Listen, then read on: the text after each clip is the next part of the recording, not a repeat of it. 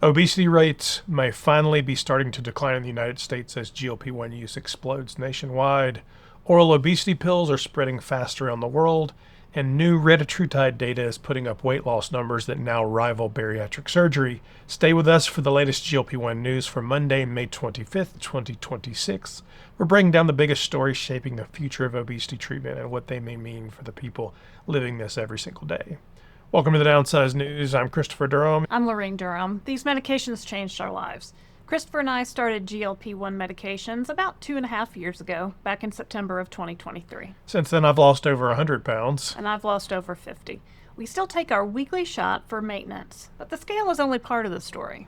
Less joint pain, less inflammation, and a healthier life. We're in maintenance now and figuring out what normal life looks like after weight loss. We're not doctors, and this is not medical advice. Every week, we break down what's happening in the world of obesity treatment and what it means for people like us living it day to day. This week, we are covering Zepbound, Mounjaro, Wegovy, Ozempic, semaglutide, tirzepatide, or orforglipron, or of course, as we now know it, and a couple of new ones. And here's something to keep in mind as we go. Almost every story this week comes back to the same two questions. Who gets access to these medications? And what does it cost? Before we get into the news, we want to thank the sponsor of the Downsized News, the Hume Body Pod. The Hume Body Pod gives you a full body picture of your health, measuring muscle mass, body fat, water composition, and more with exceptional accuracy. Most smart scales only analyze half the body and lean heavily on estimates. The Hume Body Pod uses 8-frequency sensor technology for a far more complete and precise body composition scan. In just 60 seconds, you get a deeper understanding of how much body fat you actually have, where that fat is stored, including visceral fat, and how much muscle you're really working with. If you want to try it, you can use our code THEDOWNSIZED at humebodypod.com for an additional savings. The link and the code are in the description of this video. If this coverage is useful to you, I hope you'll like and subscribe to our channel. Now, let's get into this week's stories. RETATRUTIDE hit surgery-level numbers in Phase 3. We start with the drug everyone in this space is talking about. Eli Lilly this week released full top-line results from its pivotal Phase 3 TRIUMPH-1 trial for RETATRUTIDE, and the numbers are already sending shockwaves through the obesity world. Patients on the highest 12 milligram dose lost an average of 70.3 pounds, or 28.3% of their body weight over 80 weeks. Nearly half of participants hit at least a 30% weight loss, a level long associated with bariatric surgery. For patients with more severe obesity who continued into the study extension, the numbers climbed even higher. Those participants lost an average of 85 pounds, or 30.3% of their body weight at 104 weeks. Amazing. Lilly also reported that 65.3% of patients on the highest dose no longer met the BMI definition of obesity after treatment. RETATRUTIDE is Lilly's next-generation triple hormone therapy targeting GIP, GLP-1, and glucagon receptors. Many analysts now view it as one of the most powerful obesity medications ever tested. The company said side effects were generally in line with existing incretin therapies, though nausea, vomiting, and other gastrointestinal issues rose significantly at higher doses. For all the details, side effects, market implications, and what these numbers could mean for the future of obesity treatment, catch the full Downsized video we just published yesterday. So RETATRUTIDE exciting numbers. This is still not the whole release. That we'll see those come out at the American Diabetes event here in the summer. One person commented on the video, well, 70 pounds in 80 weeks. That's not that much. That was an average? And that's the average, right? So until we can see the deep dive on the numbers. Yeah. If that was the average, what did the top person lose? What did the bottom person, that's amazing results. I mean, because, coming from trying to lose weight and always, in search of this miracle drug, right? And now it seems like they found it. The fight over whether RETATRUTIDE is a biologic. A drug that powerful is worth an enormous amount of money, and that brings us to a fight happening behind the scenes over the very same medication. This past week, the legal fight over RETATRUTIDE got bigger. At the center of it is a question that sounds boring, but isn't. Is RETATRUTIDE a regular drug, or is it a biologic? And what exactly is a biologic? That one word, biologic decides a lot. Regular drugs are small molecule medicines made through chemistry. They eventually face generic competition, which is faster and cheaper to bring to market. That competition is usually what drives prices down.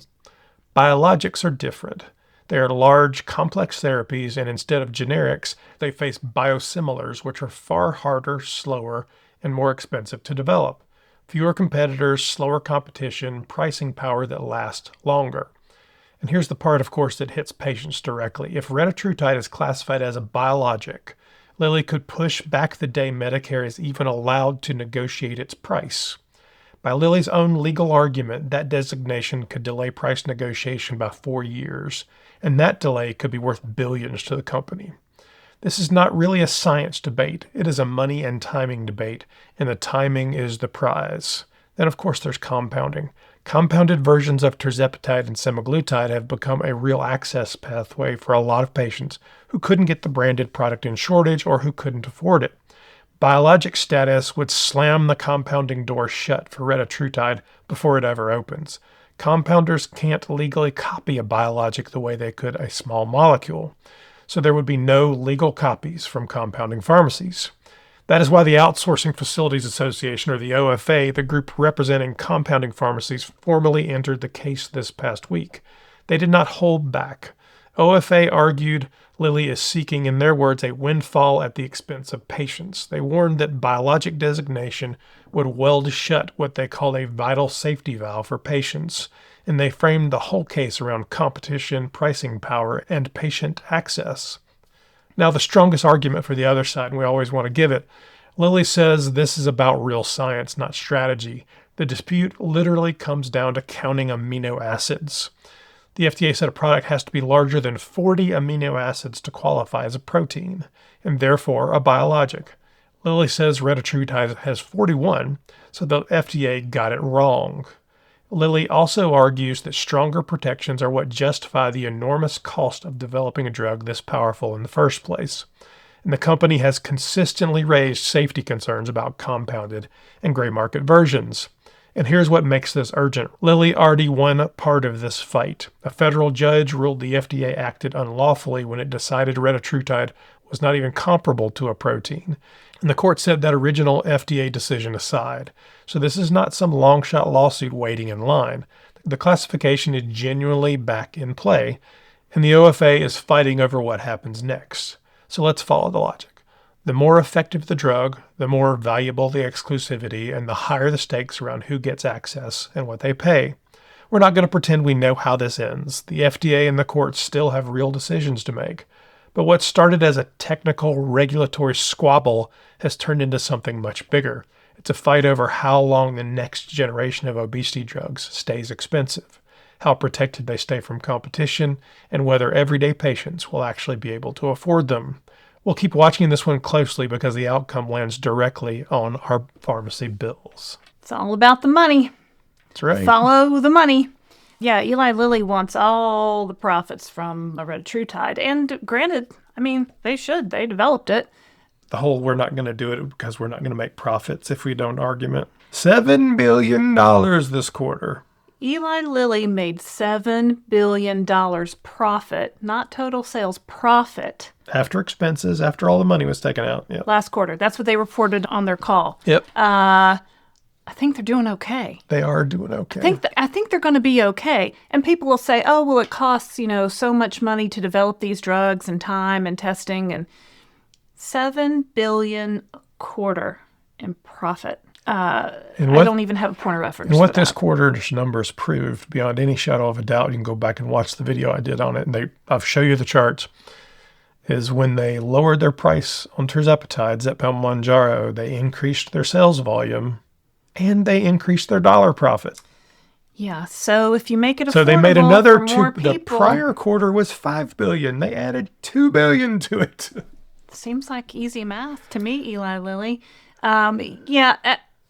We really want these prices to be accessible for everyone who needs them. I mean, can you imagine somebody that is probably out there watching this right now, and maybe they have 100, 200, 300 pounds to lose?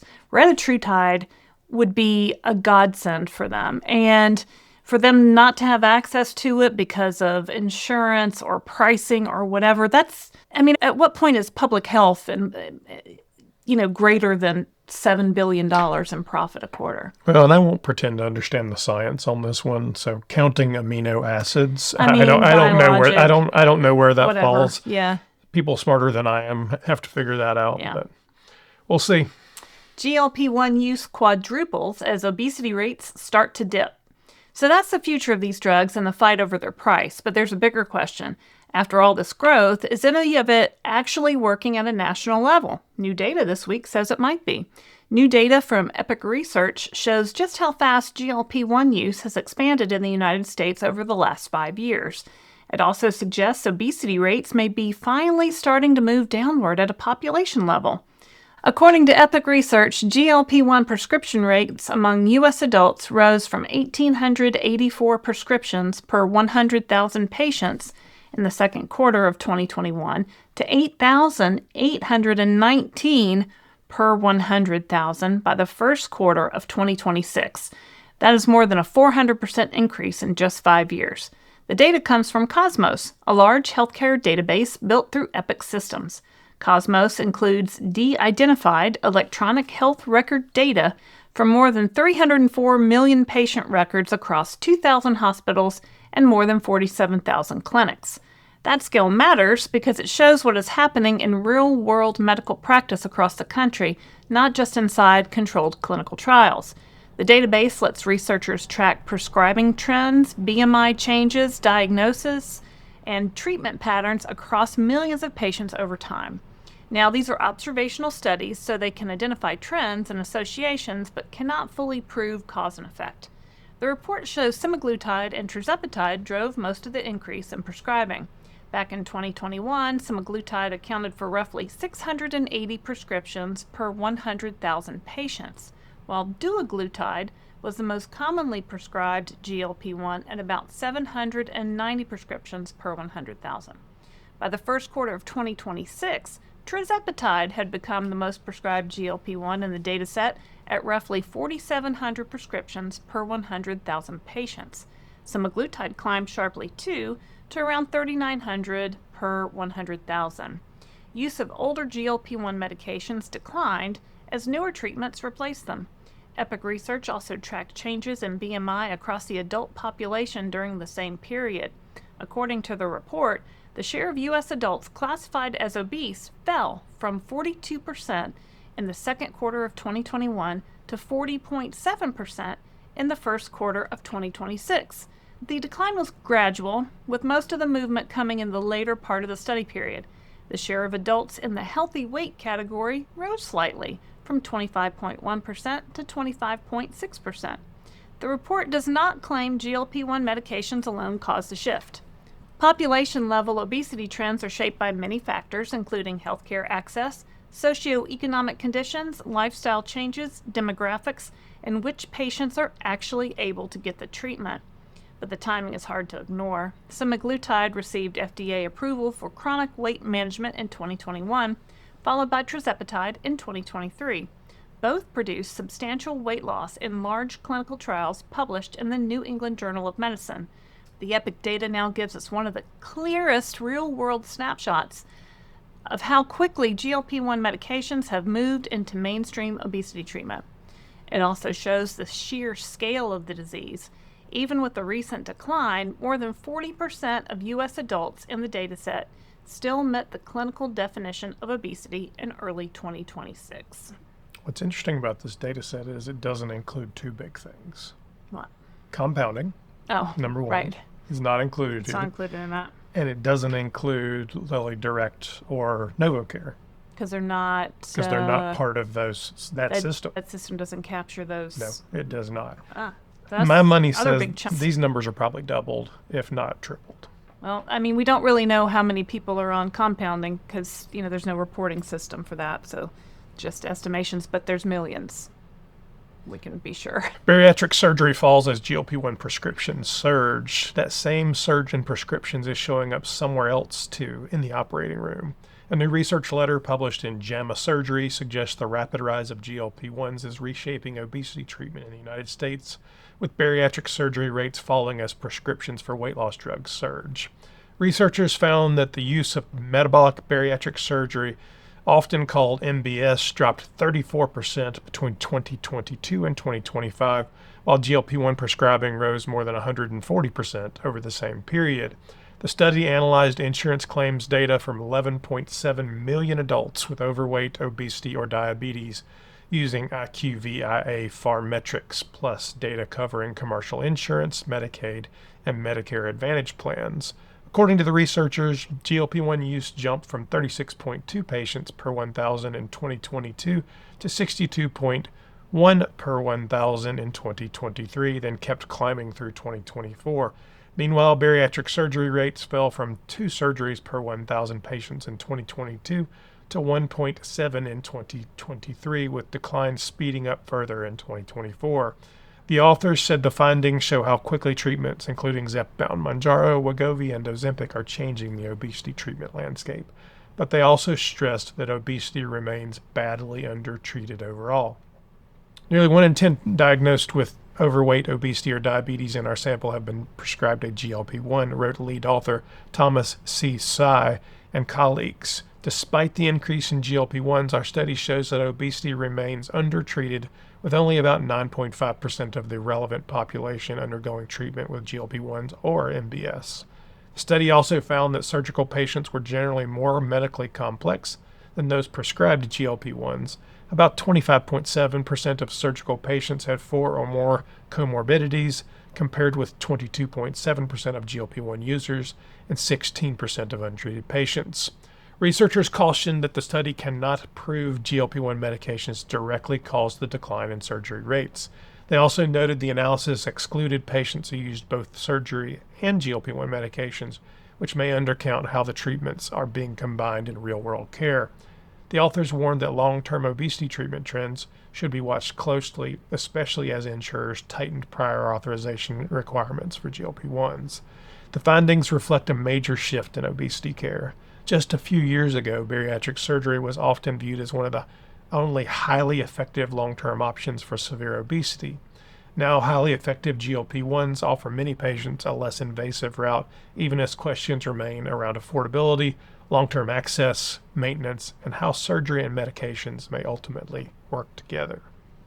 Not great news if you're a bariatric surgeon or studying to become a bariatric surgeon. I guess you could just shift into the whole, we provide bariatric surgery plus GLP-1 care plus ongoing, care in I think that's where it goes. your journey. It's obesity care, Right. and here are all the tools, and Right. I can use any of the tools available. If I was a bariatric surgeon, that's where I'd shift to. FOUNDAYO shows strong results in older adults. The next study looks at a group that often gets left out of the GLP-1 conversation. This past week, Eli Lilly released new data on FOUNDAYO, the oral GLP-1, formerly known as orforglipron, showing significant weight loss in adults 65 and older with obesity or overweight, including patients both with and without type 2 diabetes. The analysis came from Lilly's Phase 3 ATTAIN-1 and ATTAIN-2 trials and was presented at the European Congress on Obesity in Istanbul. The focus was older adults, a group that gets discussed less often, even though obesity can become more difficult and more dangerous with age. According to Lilly, adults 65 and older taking FOUNDAYO achieved statistically significant weight loss at every dose studied over 72 weeks.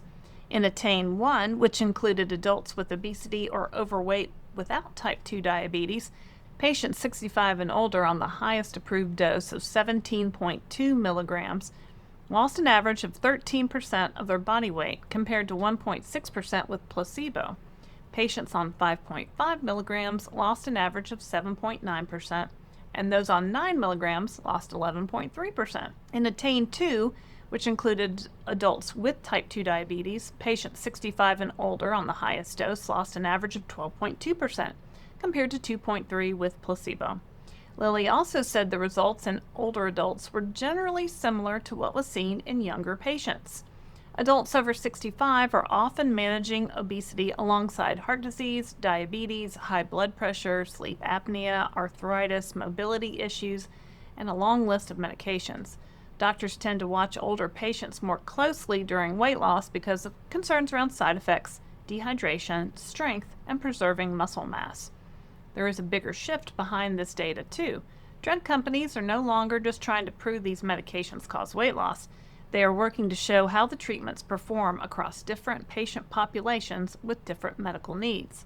The data also showed serious adverse events were somewhat higher in older adults than in younger participants. In patients 65 and older, serious adverse events ranged from 9.9% to 13% depending on dose, compared to 11.4% in the placebo group. It's not a very big difference from placebo, No. 13 to 11. They're going to have some adverse events, probably because their age is what I would take from that. Treating obesity in older adults is rarely about chasing the biggest possible weight loss number. Doctors are balancing weight reduction with strength, mobility, cardiovascular health, independence, and overall quality of life. For a lot of older patients especially, the question is no longer whether these medications help with weight loss. The real questions are whether patients can tolerate them long term, whether they fit into daily life, and whether people can realistically access and afford them over time. So I almost didn't include this story in the news because honestly, this is based on a press release from Lilly. And when you look at the numbers and you noticed it, they're really statistically insignificant. And they just wrote a story about age and said, hey, 65 and up, these are good for you. Yeah. There's not much difference. I mean, really just not. from the people that we talk to on the channel, I think the 65 and up group is generally a little bit more cautious about starting one of these medications. They're worried about how it will interact with our other medications. They're worried about, will I lose weight slower because I'm older? We get the question all the time. And the answer is really no. It's really very similar, and it just varies from person to person, no matter what the age. So, with the Bridge program coming, dare I even mention that, because now we're going to get a flood of questions about the Bridge program. Christopher's done a lot of videos on that. I think a lot of people will be able to access these medications as Medicare is going to hopefully start covering them in July. So the long and the short of it is Lilly's happy to sell FOUNDAYO to 65 and up people, and they're showing you the numbers that they work just as well. I mean, take one pill every day, any time of day, and lose, 11-12% of your body weight? Yeah, I mean, sign me up. Like, that's the pill I've been waiting for my whole life. Yeah. Where you been my whole life, FOUNDAYO? How GLP-1s are starting to reshape the food industry. Now, for one of the most fascinating ripple effects we've seen, when this many people start eating less, it doesn't just change their bodies, it starts to change the entire food economy. A new report from researchers at Michigan State University looks at how GLP-1s may begin reshaping large parts of the U.S. food industry as use of these drugs keeps expanding. The report, written by Michigan State economist Bill Knutson, examined how GLP-1s are affecting food consumption, grocery spending, restaurants, agriculture, and food manufacturing. According to the report, GLP-1 use in the United States has grown rapidly in recent years. Citing Gallup survey data, the paper states that 12.4% of U.S. adults reported using a GLP-1 medication in 2025, up from 5.8% in 2024. If that holds, it would mean roughly 1 in 8 American adults is now using one. The report also points to national obesity data, suggesting obesity rates fell from 39.9% in 2022 to 37% in 2025. Knutson wrote that the widespread adoption of GLP-1s is likely to fundamentally change the agri-food business, especially if costs come down and insurance coverage expands. One of the biggest areas researchers examined was food demand. According to the report, households using GLP-1 medications cut grocery spending by an average of 5.3% within the first 6 months of treatment. For higher income households, grocery spending fell by 8%. The paper also cited research estimating GLP-1 users may eat up to 21% fewer calories, with potential food industry sales declines ranging from $30 billion to $55 billion over time. Researchers said the foods seeing the biggest drop in high demand tend to be highly processed products high in sugar, salt, and calories. The report specifically named savory snacks, sweets, baked goods, cookies, frozen pizza, crackers, breakfast cereal, ice cream, butter, and some high-calorie restaurant foods as categories already seeing reduced consumption among GLP-1 users. On the other side, the report suggested demand may rise for products tied to higher protein and healthier eating. Foods showing increased demand included yogurt, fresh fruit, leafy greens, nutrition bars, meat snacks, and some low-sugar or high-protein products. The report also looked at restaurants. According to the paper, spending at fast food restaurants and coffee shops has already shown declines in some studies, partly because so many of those businesses lean on high-calorie foods, sugary drinks, desserts, and large portions. Alcohol consumption was flagged as another area of change among GLP-1 users, something that could affect both restaurants and alcohol producers. The analysis reached all the way back to agriculture. The report suggested reduced consumption of processed foods could eventually lower demand for crops like corn, soybeans, sugar, and wheat, while raising demand for fruits, vegetables, yogurt, and some lean protein products. Knudsen also noted that many patients regain weight after stopping treatment, writing that GLP-1 medications may require a lifetime of treatment for many users. And you're absolutely right, Mr. Knudsen. We know. The paper kept coming back to one point. Obesity treatment is becoming a major economic issue far beyond healthcare. The conversation is no longer just about weight loss and diabetes. Researchers, economists, retailers, restaurants, food manufacturers, and farmers are now studying how GLP-1 medications may change consumer behavior and food demand over time. I know our food bill has gone down. We don't buy as many of those snack kind of foods and sugary foods as we used to. But I can tell you what I believe, and I've been in the grocery business for, 20 years at this point. I don't think food spend necessarily has to go down. I do think that people selling food have to rethink what they're selling, and they can't sell crap in large portions anymore. So instead of selling me food by the pound that's high in processed sugar, processed fat, and a lot of salt, they're going to have to sell me better quality, more nutritious, better tasting foods in smaller quantities. I mean, that's a great... It makes the industry better. It's a great theory, but... It's not a theory. I think that's what happens. To go to protein Doritos doesn't really cut it. I don't think that's what happens. Where does Doritos go? I don't think snack products go away. I mean, people are always going to love snack products, right? I think the money just shifts. Grease. There will always be, and if you're Doritos, oh well, but something else will come in, and I promise you, PepsiCo that owns Doritos will buy that company as well. Hopefully more whole food focused. And I don't think snacks are necessarily bad. Just create good ones. Just create good ones. I mean, there's a lot of companies out there right now competing to get into this, protein space, GLP-1 friendly space. They're approaching it like it's Atkins and it's a fad. They're approaching basically we're going to slap this sticker on our old crappy stuff. Yeah. And they need to completely reformulate and go, let's sell great food. I mean, hopefully. And it turns out good products at a good price will actually sell, I promise you. Let's talk about Club Downsized for a minute. If you would like to join our community of people who really understand what the GLP-1 journey is like, check out membership at Club Downsized. I do want to say there's more stories coming, so hold on for a second. Click on the join button below after the news is over. Our news and other content here at the Downsized is free to watch, but members get access to exclusive live shows, bonus content, user groups, and conversations we don't share anywhere else. Now back to the news. Europe moves towards approving the Wegovy pill. Europe just took a big step. Novo Nordisk is one step closer to bringing an oral version of Wegovy to patients across Europe.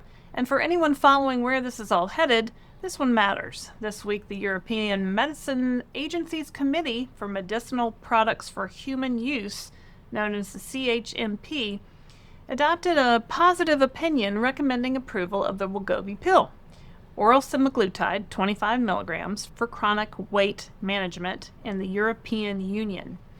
If the European Commission follows that recommendation, which it usually does, the Wegovy pill would become the first oral GLP-1 approved in the EU specifically for obesity.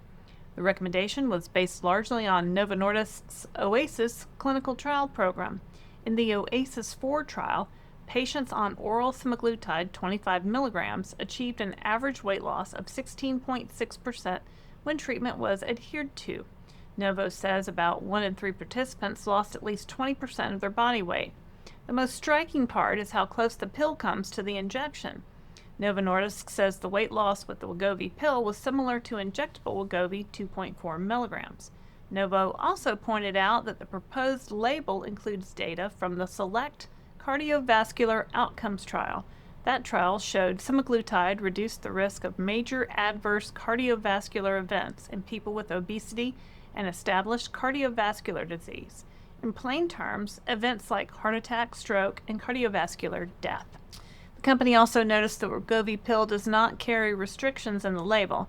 For patients taking multiple medications for obesity, diabetes, blood pressure, cholesterol, or heart disease, that could become an important consideration for their doctors. This is not a broad global approval. It is a positive recommendation from European regulators. Novo Nordisk says it plans to launch the Wegovy pill in select markets outside the United States during the second half of 2026. Unfortunately, approval does not automatically mean affordable access. Insurance coverage, prior authorization, and out-of-pocket costs are usually what really decide whether a medication is within reach. Novo Nordisk CEO Mike Dudestar said more than 1 million Americans started the Wegovy pill within the first 4 months of the U.S. launch. That tells you how much demand already exists for oral obesity treatment. 1 million people in the first 4 months on oral Wegovy. Truly amazing. Not long ago, the idea of a daily pill producing average weight loss near 17% would have sounded unrealistic. Today, the Wegovy pill will have millions losing 17% of their body weight by the end of 2026. So I think Novo's filed for approval in 30 or 40 countries, if I remember it right. And I mean, we were traveling last week in Europe, and I know a bunch of people from France and Amsterdam and all were like, hey, we're watching out there. So it's coming, guys. Looks like. New oral GLP-1 enters the race from China. And Novo and Lilly aren't the only ones chasing the oral market. A new competitor just showed up, and it's coming from China. Chinese biotech Vincentage Pharma is entering the growing oral GLP-1 race, reporting phase 3 data that shows its once-daily obesity pill VCT220 helped patients lose about 12.4% of their body weight over 52 weeks. The study included 840 Chinese adults with obesity or overweight and at least one weight-related condition. Patients on VCT lost 12.2% to 12.4% of their body weight depending on dose, compared to 1.3% for placebo. That puts the results closer to Eli Lilly's oral candidate orforglipron, which showed 12.4% weight loss in a late-stage trial, than to Novo Nordisk's oral Wegovy tablet, which reached 16.6% in the OASIS 4 study. Vincentage said the pill can be taken once daily without food or water restrictions and does not require refrigeration, two potential advantages over some injectable or oral GLP-1 treatments. CEO Ben Lee said the company believes VCT220 could become a more convenient, accessible, and sustainable option for obesity treatment. The company also reported good tolerability, with only 1.8% of patients stopping treatment because of side effects. Most gastrointestinal symptoms were described as mild to moderate, with no cases of severe nausea or vomiting reported. Vincentage plans to submit VCT220 for approval in China soon. Meanwhile, Corxel Pharmaceuticals is expected to release U.S. Phase 2 obesity data for the drug later this year. The oral GLP-1 market is expanding fast. Companies around the world are racing to develop easier-to-use oral alternatives to injectable GLP-1s. More coming. Well, I mean, if that gets to China next year and they're going to submit here, that one could hit the market pretty soon. There's lots on the way. Now you say, well, it's not RETATRUTIDE. It doesn't matter. It's another competitor out there lowering the price. That hopefully lowers the price of what we currently have. Why does GLP-1 weight loss plateau? Our next few stories look at what these medications are doing inside the body, starting with one that anyone in maintenance will recognize. Why does the weight loss eventually slow down? Researchers at the National Institutes of Health released new findings this week that may help explain why some patients respond differently to treatment and why weight loss so often slows down over time. The study was conducted by researchers at the NIH's National Institute of Diabetes and Digestive and Kidney Diseases and the National Institute of General Medical Sciences. It focused on what happens inside brain cells after semaglutide activates GLP-1 receptors. Scientists already know GLP-1 medications affect appetite-related regions of the brain. The study looked more closely at the signaling happening inside neurons after the medication binds to those receptors. Using fluorescent imaging in living mouse brain tissue, researchers examined semaglutide's effect in the area postrema, a region involved in appetite and feeding behavior. They focused on a signaling molecule called CAMP, which helps carry signals inside cells after GLP-1 receptors are activated. According to the NIS researchers, semaglutide increased CAMP and C activity inside neurons, but the response varied significantly from cell to cell. Some neurons held elevated CAMP levels for longer periods, while others showed only a temporary bump before the signaling faded. Michael Crashes, PhD, a senior investigator at NIDDK and co-author of the study, said, "It was not an all-or-nothing phenomenon. We observed that CAMP responses across cells varied on a continuum. Researchers believe some neurons may reduce or internalize their GLP-1 receptors over time, which could weaken signaling and help explain the weight loss plateaus many patients hit during long-term treatment." The team also tested whether they could stretch the signaling response out. Using rofumilast, a drug that blocks the PDE4 enzyme responsible for breaking down CAMP, they were able to shift more neurons toward a sustained response. Andrew Lutus, PhD, an investigator at NIDDK and co-author of the study, said, "We know much less about the nuts and bolts of what goes on within the neurons that these medications target. By digging into these mechanisms, we're beginning to answer some of these questions." The researchers said the findings may help explain why patients respond differently to GLP-1 medications and why treatment effects can eventually plateau. Keep in mind this was done in mice, in brain tissue observed over several hours, not long-term treatment in humans. Researchers said future studies will look at these signaling effects over longer stretches of time. The findings were published by the NIH as researchers continue studying how GLP-1 medications affect appetite, behavior, and weight regulation at the cellular level. It's a lot of data. It's a lot of things. Well, they're trying to figure out that It's a lot of information. It's the communication question. It's is the cell still receiving it properly? Yeah, it's binding to the receptors in your brain, and then what is it doing to the neurons in those cells? I mean, and note the word flooding didn't exist in there. That's not really not how that works. I mean, it's very technical, and what I take away from this is we don't really know how the GLP-1s do everything they do, but they're just and they have a potential solution they're testing that could keep those neurons active or increase activity. So you would keep losing weight? Well, the GLP-1s would continue to work more efficiently, yeah. Which means appetite reduction and... Right. Yep. GLP-1s linked to higher testosterone in men. That's one effect inside the brain. This next one is about hormones, and it's getting attention from a field you might not expect, urology. New research presented at the American Urological Association meeting adds to growing evidence that GLP-1s may improve testosterone levels in some men with obesity and type 2 diabetes. These drugs, as we all know, are mainly prescribed for obesity and diabetes, but researchers are increasingly studying how the weight loss and metabolic improvements that come with them may affect hormone health, sexual health, and reproductive function in men. The research discussed at the meeting looked at men with obesity and type 2 diabetes treated with GLP-1s, including semaglutide, dulaglutide, and tirzepatide. According to researchers, testosterone levels improved significantly during treatment. One retrospective analysis of 110 men found that after 18 months of GLP-1 treatment, the share of men with testosterone in the normal range rose from 53% to 77%. Average body weight dropped by roughly 10% over the same period, while total testosterone rose by 18%. The study excluded men already using testosterone replacement therapy or other hormone treatments, which let researchers focus specifically on changes tied to GLP-1 treatment and weight loss. Researchers and physicians say the findings line up with what obesity medicine has shown for years. Substantial weight loss often improves testosterone levels in men with obesity. A 2025 systematic review and meta-analysis also found GLP-1 receptor agonists were associated with increased bioavailable testosterone and better blood sugar control in men. Researchers noted that obesity itself is strongly linked to lower testosterone. Excess body fat, especially visceral fat around the internal organs, can disrupt hormone regulation and reduce testosterone production.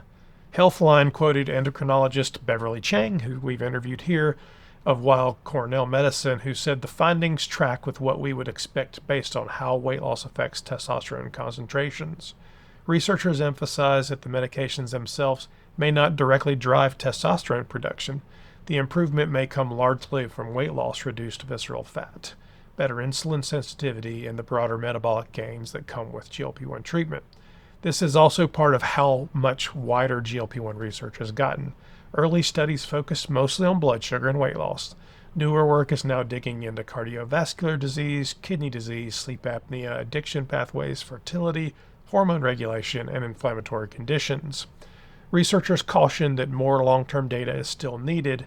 Much of the current evidence comes from retrospective analysis, observational studies, or smaller data sets, not large randomized trials built specifically to study testosterone. The findings presented at the meeting have not yet been fully published in a peer-reviewed journal. I think every medical society meeting out there has at least one or two GLP-1 sessions going on right now, no matter what the topic is. I mean, it's just everywhere. It just seems to be good for everything. I wonder if this the fact, does testosterone rise when you lose weight that's what in they general? say. They say they don't know. So is the medication thing? I don't know. right? Is the medication creating any kind of difference from just losing weight with diet and exercise? If you couldn't lose weight, doesn't matter. Well, no. But I just wonder, is it the medication doing something, or is it just a function of the weight loss? Who knows? Again, Not I wasn't going to lose the 100 pounds of my own accord. If I was going to do that, it would have already happened. However, 100 pounds down later, it's all looking good. The obesity treatment conversation is moving incredibly fast. New research, new policies, new access challenges. Things are changing constantly. And if you're on a GLP-1 adventure or thinking about starting one, staying informed has become part of taking care of yourself. If you'd like to learn more about what we do or any of the resources that we have, you can visit our website at thedownsized.org to explore our GLP-1 Amazon store, join our email list, and learn all about our Downsized at Sea cruise, which will occur June 4th through the 8th, 2026. So it's coming up very quickly. 2 weeks. You could still buy a room today, There but are rooms time's running available. out. So, of course, we're taking the Downsized to sea all the way away from YouTube to live and in person. How many people do we have coming right now? I think 82 people have signed up. 82, that's right. We'll be sailing for 4 nights aboard Royal Caribbean's Freedom of the Seas out of Miami, with stops in Nassau and Perfect Day at Coco Cay.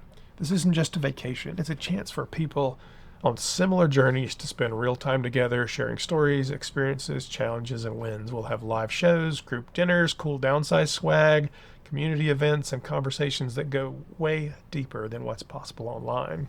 So if you've ever wanted to connect face-to-face with people who truly get it, this is your opportunity. You can find all the details at thedownsized.org. Just click the cruise tab. But hurry! Only a few spots left. And we're not kidding. It's coming up 2 weeks. And before we go, one more thing. Today is Memorial Day here in the United States. To everyone who has lost someone in service to this country, we're thinking of you. Thank you to those we remember, and thank you to the families who carry that loss every day. Absolutely. If our news today helped you in any way, please make sure to like, subscribe, and leave a comment below. It really helps us bringing you the latest news and information for your GLP-1 journey. Thanks for spending part of your week with us. My name is Christopher Durham. I'm Laraine Durham. And we are The Downsized.